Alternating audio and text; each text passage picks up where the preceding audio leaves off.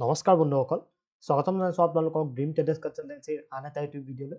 আজি আমি market analysis কৰিম নিফটি 50 আৰু নিফটি বেংকত বুধবাৰৰ কাৰণে। চ' নিফটি 50ৰ আজি মমেণ্টামটো বা নিফটি বেংকৰ যোনটো আজি মমেণ্টাম কৰিলে সেইটো আমি প্ৰথমতে চাই লওঁ। আমি যোনটো ডিছকাশ্যন কৰিছিলোঁ ইয়াতে এটা বস্তু মই আপোনালোকক কৈছিলোঁ যে ডাঙৰ মমেণ্টাম কেতিয়া আহিব পাৰে। ডাঙৰ মমেণ্টাম আহিব পাৰে এই ৰেঞ্জটোৰ ওপৰত। এই যোনটো ৰেঞ্জ 4 দিনৰ পৰা মাৰ্কেটে বনাই আছিলে, এই ৰেঞ্জটো আজি মাৰ্কেটে ফাইনেলি ইয়াতে ব্ৰেক কৰিলে। মই ওপৰৰ চাইডেও এটা ৰেঞ্জ কৈছিলোঁ আপোনালোকক, তলৰ চাইডেও কৈছিলোঁ। ওপৰ চাইডে ৰেঞ্জটো আজি মাৰ্কেটে ফাইনেলি কিমান দিনৰ মূৰত অলমষ্ট লাষ্ট মানে 5 দিন মাৰ্কেট লাষ্ট গোটেই উইকটো মাৰ্কেটে কনচলিডেট কৰিছিলে। আজি ওপৰ চাইডে ব্ৰেকআউট দিছে, হয়নে? কিন্তু ইয়াতে আমি ট্ৰেড কি ধৰণৰ ট্ৰেড আমি আজি পাইছিলোঁ এইটো আমি চাই লওঁ প্ৰথমতে। ইয়াতে চাওক, মই আপোনালোকক প্ৰথমতে কৈছিলোঁ যে এটা বস্তু যে গেপ আপ যেতিয়া খুলি আছে, এই লেভেলটো বহুত ইম্পৰ্টেণ্ট আছিলে। এই লেভেলটোত মই আপোনালোকক কৈছিলোঁ যে গেপ আপ যদি খুলি পেলাই মাৰ্কেটটো তলত আহে আৰু আমাক যদি চাইন দেখায় যে ওপৰ চাইডে মানে ইয়াতে যদি চাইন দেখালে হয় তেতিয়াহ'লে আমি ইয়াতে ট্ৰাই কৰিলোঁ হয় ট্ৰেড কৰিবলৈ। কিন্তু মাৰ্কেটে কি কৰিলে, ইয়াতে কোনো চাইন নেদেখালে। প্ৰথম যোনডাল কেণ্ডেল আছিলে কেণ্ডেলডালে তলৰ ফালে ইয়াতে গ'ল। তাৰপিছত চাওক যে ট্ৰেড আমি ক'ত পাইছিলোঁ, এই লেভেলটোত, য'ত আমি একচুৱেলি চেলিং কৰিম বুলি ভাবিছিলোঁ। এই লেভেলটোত মই আপোনালোকক কৈছিলোঁ ন যে ইয়াতে ফ্লেট খুলি পেলাই যদি কনচলিডেট কৰি এইটো লেভেল ব্ৰেক কৰে তেতিয়া আমি এইটো চেলিঙৰ কাৰণে ইয়াতে ট্ৰাই কৰিলোঁ হয়। কিন্তু ইয়াতে কি কৰিলে, মাৰ্কেটে ওপৰৰ পৰা আহি পেলাই ইয়াতে এডাল হেমাৰ কাইণ্ড অফ কেণ্ডেল ইয়াতে আমাক দেখালে আৰু এইটো ছাপৰ্টতে মাৰ্কেটে এটা বুলিছনেছ আমাক ইয়াৰ পৰা দেখাইছে, হয়নে? এইটো এটা ট্ৰেড আছিলে। আৰু তাৰ লগতে চাওক যে মাৰ্কেটটো মই আপোনালোকক এটা বস্তু সদায় কওঁ যে ব্ৰেকআউট যেতিয়া হয়, ব্ৰেকআউটৰ পিছত যেতিয়া এটা ছাপৰ্টত আহে, এই ছাপৰ্টটোত আহিলে আপোনালোকে যদি বুলিছনেছ দেখা পায় তেতিয়া এটা ট্ৰেড ইয়াতে প্লেন কৰিব পাৰে। সেইটো বস্তু ইয়াতে হ'ল, আপোনালোকে চাওক আকৌ এটা হেমাৰ বনাইছে মাৰ্কেটে আৰু তাৰপিছত এটা ভাল ৰেলী আমাক দেখাইছে। তো এইটো বস্তু কিয় হয়, ইয়াৰ চাইকলজিটো মানে বুজিবলৈ ট্ৰাই কৰিব। এইটো যিহেতু মাৰ্কেটটো ওপৰত আমি গম পাই আছিলোঁ যে যোনটো ট্ৰেণ্ড আছে, অভাৰঅল ট্ৰেণ্ডটো কোনফালে আছিলে, অভাৰঅল ট্ৰেণ্ডটো আছিলে বুলিছ, হয়। মই যদি চাওঁ 15 মিনিটছত এটা বস্তু চাব যে অভাৰঅল ট্ৰেণ্ডটো আছিলে বুলিছ। তো মাৰ্কেটটো যিহেতু কনচলিডেট কৰি আছিলে, হাই চান্সেছ আছিলে কি ওপৰ চাইডে যোৱাৰ, আৰু চান্সেছটো কম আছিলে কি তললৈ যোৱা, হয়নে? কিন্তু ইয়াতে চাওক যে মাৰ্কেট ওপৰলৈতো গৈছে, কিন্তু মাৰ্কেটে কি কৰিছে, ইয়াতে চবকে সেই যোনটো মানে চবেই যিহেতু গম পায় যে ওপৰ চাইডে মাৰ্কেট ইয়াতে যোৱাৰ বেছি চান্স আছে, চবেই ইয়াতে ৱেইট কৰি আছে যে ব্ৰেকআউট কেতিয়া হ'ব, বা যিকোনো এটা লেভেলৰ যদি ব্ৰেকআউট হৈছে বা ডে হাই যদি ব্ৰেকআউট হৈছে, চবে তেনেকৈ ট্ৰেড কৰে। তো ইয়াতে চাওক যে মাৰ্কেটটো ফাইনেলি ওপৰত গ'ল, কিন্তু এই যে ইয়াতে যে দেখিছে আপোনালোকে, এইটো হৈছে এটা ট্ৰেপ, ঠিক আছে? এইটো আছিলে ট্ৰেপ। আৰু ৰাতিপুৱা যোনটো এই ফলটো দেখাইছিলে এইটো এটা ট্ৰেপ আছিলে। বিকজ বহুতে কি কৰে, যিহেতু গেপ আপ খুলিছে ইয়াতে ডাইৰেক্টলি 915তে কল বাই কৰি ল'ব, ঠিক আছে, বা পুট চেল কৰি দিব। ইয়াতে সেই ৰেণ্ডম চেলাৰ্ছক ইয়াতে ট্ৰেপ কৰিছে প্ৰথমতে, তাৰপিছত মাৰ্কেটে সিহঁতক উলিয়াই পেলাই ওপৰত গৈছে। এণ্ড যিমানে কি কৰিছে, এই হাইটো যোনটো আছিলে ডে হাই, বহুতে এনেকৈও ট্ৰেড কৰে, ডে হাইটো ওপৰত ইয়াতে বাই কৰিছে আৰু বাই কৰাৰ লগে লগে সিহঁতক অলপমান দেৰি ৰখাই আকৌ সিহঁতক ট্ৰেড কৰিছে। সিহঁতক ওলোৱাৰ পিছতহে মাৰ্কেটে ইয়াতে ভাল ছাপৰ্ট বিচাৰি ওপৰত মাৰ্কেটে গৈছে।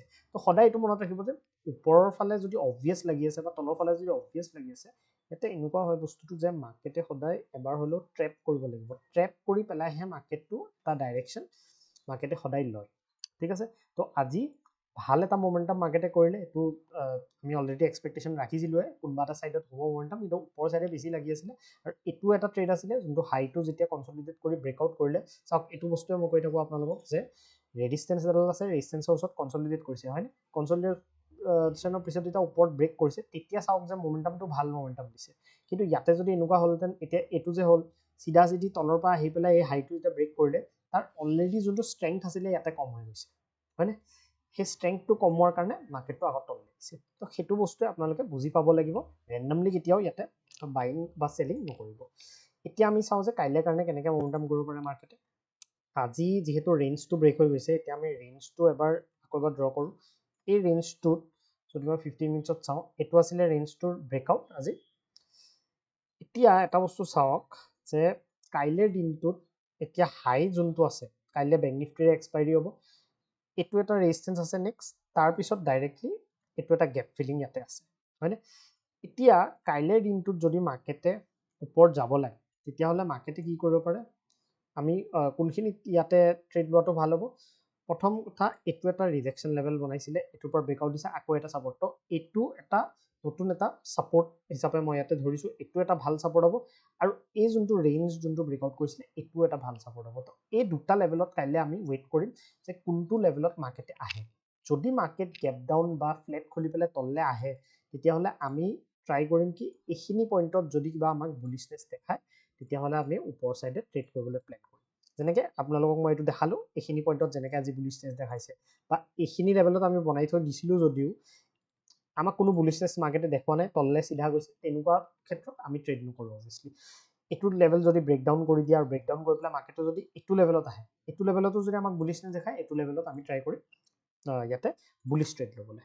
ঠিক আছে, বিকজ অলৰেডি ব্ৰেকআউট হৈ গৈছে, ব্ৰেকআউটৰ পিছত মাৰ্কেটে এটা হ'ব পাৰে মাৰ্কেটে বুলিছনেছ দেখাইছে, এতিয়া এটা ৰিট্ৰেচমেণ্ট লয়, তাৰপিছতো ইয়াতে ওপৰত যাব পাৰে। ঠিক আছে, তো ছাপৰ্টছত কাইলৈ বাই অন ডিপ কৰাটো মই ভাবোঁ কি অলপ বেছি প্ৰবেবিলিষ্টিক কাইলৈ কাৰণে হ'ব। ঠিক আছে, এতিয়া কাইলৈ যদি মাৰ্কেট গেপ আপ খুলি যায়, গেপ আপ খুলিলেও আপোনালোকে এটা কাম কৰিব যে হাইটোৰ ওপৰত যদি গেপ আপ খুলি যায়, তেতিয়াও আপোনালোকে অলপ ইয়াক তললৈ আহিব দিব। ঠিক আছে, তললৈ আহি পেলাই যোনখিনি পইণ্টতে ইয়াতে এটা ৰিভাৰ্চেল দেখা পায়, সেই ৰিভাৰ্চেলত আপোনালোকে ইয়াতে প্লেন কৰিব পাৰিব। ঠিক আছে, সেইটো হিচাপত কৰিব। মই ইয়াতে যদি ৰেজিষ্টেঞ্চ বা ছাপৰ্ট আছে এইখিনিত চাই লওঁ এবাৰ। ইয়াতে তেনেকুৱা ৰেজিষ্টেঞ্চ, ইম্পৰ্টেণ্ট ৰেজিষ্টেঞ্চ নাই। তো ইয়াতে মই আপোনালোকক ক'ম যে বহুত ডাঙৰ যদি গেপ আপ খুলি যায়, তেতিয়াহ'লে এইটো লেভেলত, এই যোনটো লেভেল আছে এইটো লেভেলতে ইয়াতে ছাপৰ্ট আপোনালোকে বিচাৰিব ট্ৰাই কৰিব। ঠিক আছে, কেতিয়াও গেপ আপ খুলি পেলাই যদি ইয়াতে গেপ আপ খুলিছে, আপোনালোকে ৰেণ্ডমলি বাই নকৰিব। ৰেণ্ডমলি বাই কৰিলে কিন্তু ইয়াতে ট্ৰেপ হৈ যোৱাৰ চান্স আছে।